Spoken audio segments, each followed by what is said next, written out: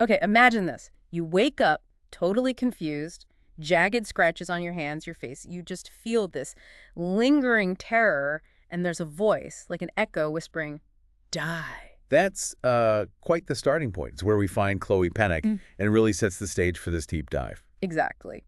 So today we're pulling from Chris Boucher's Doctor Who science fiction. Our mission really is to unravel this incredibly tangled story. We've got student parapsychology experiments, right? Right, and then there's this ancient alien time traveler popping up, a really shocking murder mystery lurking in the background, and a desperate scientific quest tying it all together somehow. Yeah, it sounds like a lot, but we're going to try and piece this puzzle together. It'll definitely challenge how you think about, well, coincidence and maybe even control. And you might start questioning what it means to be truly informed when the facts themselves seem to be shifting. Could even make you wonder about, the forces maybe at play in our own world. So let's unpack this. So the story really gets going with Dr. Barry Hitchens. He's a parapsychology researcher, and apparently people call him Ghostbuster Bazzer. Ah, yeah, not exactly a term of endearment from his colleagues, I think. Yep. He's ambitious, definitely wants to prove himself in the supernatural field, Yeah. but he kind of rubs the establishment the wrong way. Didn't he have that infamous quote comparing his work to women's heavyweight custard wrestling? He did, which, tells you a lot about his personality. Hmm. But the source notes something interesting, that once he sort of let go of needing academic approval, he felt free to indulge in that metaphorical custard wrestling. Like shedding that pressure actually let him pursue his real interests, eccentric as they might be. Exactly. And his lab is filled with this group of students. You've got Chloe Pennock, who we met waking up terrified. She's described as borderline flaky, really wants to believe. Then there's Tommy Carmody, always cracking jokes, Meg Lansing, the skeptic, Ralph Naylor, who's earnest, methodical, Joan Cox, a real believer in the occult. And crucially, Josh Randall. Shaven head, seems quiet, but there's this undercurrent of manipulation. We'll definitely come back to him. So central to Hitchens' work is this sensory deprivation tank. It's not just any tank. No, it's described as the BMW of sensory deprivation tanks, top of the line. Although Josh nicknames it something much darker. A bloody great coffin. Ominous. It's triple-skinned, soundproof, temperature-controlled, heated precisely to body temperature 98.4 Fahrenheit. The idea is to completely neutralize the physical senses, hopefully making psi effects, psychic phenomena, more prominent. And supposedly the hatch is easy to open from inside or out. Supposedly. Which makes Chloe's experience inside even more terrifying. Can you walk us through that? Yeah, it's rough. She hears muffled sounds, feels like she's underwater. Then this pulsing blood-red light starts up. And the hallucination.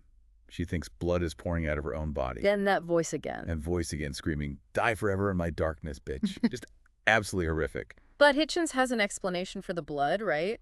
Or at least a theory. He does. He suggests that the red stuff leaking from the tank wasn't blood at all, but overheated insulating gel. Gel. Yeah, insulating gel. And his theory is that the fumes from this overheated gel caused the kind of mass hallucination among everyone who was there, made them think they saw blood. Do you get the sense he fully buys that? Or is it just, the scientist trying to rationalize something way outside his comfort zone? That's a really good question. The text suggests he wants a scientific answer.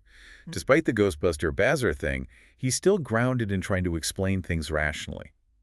So maybe the fume theory is comforting, even if it feels a bit neat. Yeah, maybe too neat, because while that's happening with Chloe in the tank, something else equally disturbing is going on elsewhere, isn't it? Absolutely. The focus shifts to Joan Cox, the occult believer. She's leading a seance in Norsewood. That place have a dodgy rep, according to the book. It does. She's got a Ouija board, a crystal ball. The group dynamic there is, well, not great. Josh is scoffing, Meg's irritated, lots of bickering even before they start. But then the Ouija board actually starts moving. It does. The planchette spells out this really disturbing, repetitive message. UDED, UDEDDABICH JOANBICHDED. You dead bitch Joan dead? That's incredibly direct. And then it gets even more explicit. JOANCOXDIESMEXT. Joan Cox dies next. Chilling. And it doesn't stop there, does it? There are physical things happening, too. No, it escalates. Yeah. Crystal Ball suddenly shows this horrible face, ugly, hollow-eyed, and twisted with sneering hate. and it seems to lunge at them. And the planchette. The planchette literally leaps off the Ouija board, hits Tommy, and then the lamps they were using just explode, plunges them into darkness and chaos. This is intense stuff. And then the connection to Joan's fate. It's tragic. The police later confirmed that Joan Cox died by suicide, and the timing is just uncanny. It happened while the others were dealing with the tank incident back at the university. And how did the other students react to her death? It's mixed. Shock, confusion. But Josh just casually suggests maybe she staged it all to make her death seem more significant. Wow. That comment from Josh, even this early on, it tells you a lot about him, doesn't it? That lack of empathy. Absolutely. It's a huge red flag. Shows a callousness, maybe even a cruelty, that hints he's not just some cynical student. There's something else going on with him. Okay, so amidst all this student drama and supernatural weirdness, we get some unexpected visitors. Yes, enter the Doctor and his companion Leela. The Doctor's TARDIS, his time machine, is acting up. It's spinning off the timeline, heading towards what he calls an undifferentiated focal point. Sounds ominous, like something's pulling things together, maybe. Exactly. It suggests a bigger anomaly at play. And the Doctor himself seems a bit lost, musing about reason versus purpose, trying to get a handle on things. And Leela, she's quite different from the Doctor, isn't she? Totally. She's described as a primitive warrior. She immediately feels uneasy on the university campus, senses a danger or something waiting everywhere. Primal instincts versus scientific analysis. Pretty much. She struggles with simple things like cutlery, but her senses are on high alert for threats, even ones she can't see. She sees the Doctor as a kind of shaman, which often annoys him. I can imagine. And then their paths cross with Chloe's. Right. Chloe's having a full-blown panic attack at the student bar. She's convinced the demon from the tank is still after her. She literally bumps into the Doctor and Leela, thinking they're maybe street performers or something. And in her panic, she blurts out about her psi powers. Yeah, and the Dr. Hitchens certified her, which definitely piques the Doctor's interest, given everything else that's starting to feel strange. And the Doctor starts acting strangely himself around this time, too. He does. He seems distracted, his memory lapses, keeps sort of babbling, and he notices these clear spring water bottles everywhere on campus. Just ubiquitous. Clear spring water. Yeah. He gets this nagging feeling they might be contaminated, maybe causing his symptoms or linked to the general weirdness. He even asks Barry Hitchens, Ghostbuster Bazzer, to analyze a sample. Does he find anything? Well, eventually we learn the water itself is clean. But the fact that it's everywhere is significant. It's tied to Professor Finer's cognition enhancers, though the Doctor doesn't know that yet. So the Doctor, usually razor sharp, is foggy and forgetful. That's a big clue something's wrong systemically, right? And the water bottles, even clean, are like a breadcrumb trail. Exactly. It shows whatever's happening is pervasive enough to affect even a Time Lord. And the water bottles are this constant visual reminder that something isn't right, connecting different places and people on campus. It's a physical clue in plain sight, hinting at a widespread influence. Okay, while the Doctor's trying to figure out the water, the police are still working on Joan Cox's death. Right. Detective Sergeant Simpson and Constable Bartok.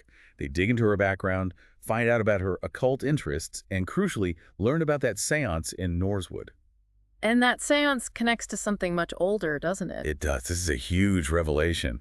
They discovered Joan and her friends weren't just trying to contact any spirit. They were trying to reach Amanda Jocelyn. Amanda Jocelyn. Who is she? A young woman who was murdered 5 years earlier, and her body was dumped. In Norswood. Right where the seance took place. Okay, that's chilling. But here's the bombshell. Amanda Jocelyn, it turns out, was the daughter of Professor John Finer. She'd taken her stepfather's name, so the connection wasn't obvious. Professor Finer, the head of developmental engineering, the wealthy, influential guy. The very same. Suddenly, this respected academic is directly linked to the student seance, the haunted woods, and a 5-year-old murder case. All those separate threads, just violently knot together. So what is Finer's deal? His motivation must be huge to connect all this. It's utterly devastating. The source reveals Finer accidentally killed his own daughter Amanda 5 years ago in a fit of rage. He killed her. Accidentally. Yes, and his entire current project, his life's work now, is driven by that unbearable grief and guilt. He's building what he calls a time machine. A time machine. To go back and stop himself, to prevent Amanda's death. But it's not just a simple time machine. It's described as a multi-dimensional void projector. A multi-dimensional void projector. That sounds significantly more dangerous than just, a DeLorean. Infinitely more dangerous. Yeah. It's tapping into what the source calls a weakness in the multiverse, Mhm. specifically located in Norsewood. His personal tragedy is fueling something that could unravel reality itself. Norsewood again. That place is like a focal point for everything. And this connects back to the water bottles. It does. Remember, Finer's company makes cognition enhancers. Well, they had a nasty side effect, short-term psychosis, Psychosis, and he was giving these out. as free samples, those clear spring water bottles. That was him. He wanted to, in his words, kickstart that idiot Hitchens research, and, more importantly, boost the abilities of his test subjects, Including Josh Randall. especially Josh Randall. Josh wasn't just some moody student. He was already a telepath with precognitive flashes. Finer's drug amplified those abilities massively. So Josh knew things before they happened. Yes. He knew what Hitchens was thinking. He likely influenced or at least foresaw the Ouija board messages. He probably sensed the doctor's arrival and intentions. He wasn't just participating, he was manipulating events, enjoying his secret power to tease and torment people. He saw himself as the next stage of evolution. That's terrifying. So Josh wasn't just a side effect. He was almost Finer's psychic weapon, amplified and unleashed, believing he's superior to everyone. Pretty much. It's this toxic mix of Finer's grief-driven desperation and Josh's power-hungry arrogance. Josh isn't just manipulating. He seems to revel in the chaos and fear he can cause. That kind of self-serving power is maybe even scarier than Finer's grand, destructive plan. Okay, so the doctor finally puts it all together. The weirdness, the water, Finer's grief, Josh's abilities, the Norsewood connection.